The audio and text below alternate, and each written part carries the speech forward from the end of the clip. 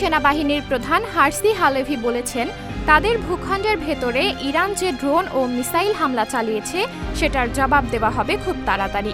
মধ্যপ্রাচ্যের কোথাও যাতে যুদ্ধ ছড়িয়ে না পড়ে সেজন্য ইসরায়েলের মিত্র দেশগুলো ইরানের পাল্টা হামলা না করার পরামর্শ কিংবা আহ্বান জানিয়েছে সেনাবাহিনীর প্রধান।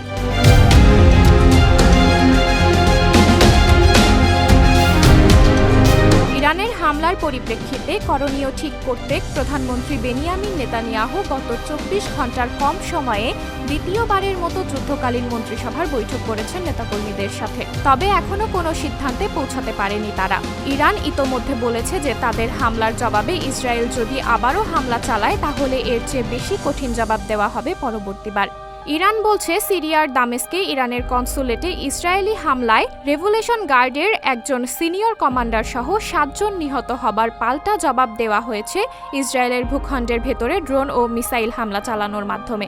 ইরান মনে করছে এর মাধ্যমে বিষয়টির সমাপ্তি ঘটেছে এবং তারা আর হামলা করতে চায় না। কিন্তু ইসরায়েল সেনাবাহিনীর chief of staff Herzi Halevi বলেছেন, ইরানের হামলার জবাব দেওয়া হবে খুব শীঘ্রই। তবে এই বিষয়ে বিস্তারিত কিছু বলতে চান না তিনি। যুক্তরাষ্ট্রের সেন্ট্রাল ইন্টেলিজেন্স এজেন্সি বা সিআই এর সাবেক প্রধান ডেভিড পেট্রাউস ইরাক ও আফগানিস্তানে আন্তর্জাতিক বাহিনীর কমান্ডারের দায়িত্বে ছিলেন।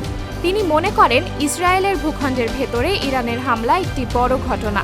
ইসরায়েলের জন্য এর গুরুত্ব কতটুকু সেটি পশ্চিমা দেশগুলোকে অনুধাবন করতে হবে। এখন সবচেয়ে বড় চ্যালেঞ্জ হচ্ছে পরবর্তী করণীয় নিয়ে ভিন্ন ভিন্ন দৃষ্টিভঙ্গি তৈরি হচ্ছে।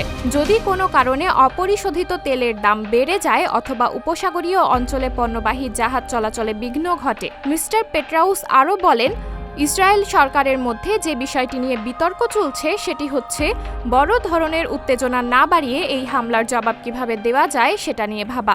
ইরান প্রতিশোধমূলক হামলা চালানোর সময় তাদের প্রায় ৯৯% ক্ষেপণাস্ত্র, ড্রোন এবং ক্রুজ ক্ষেপণাস্ত্র ভূপাতিত হয়েছিল, যা মার্কিন কর্মকর্তারা ইরানের উপর ইসরায়েলি সামরিক শ্রেষ্ঠত্বের চিহ্ন হিসাবে দেখছে।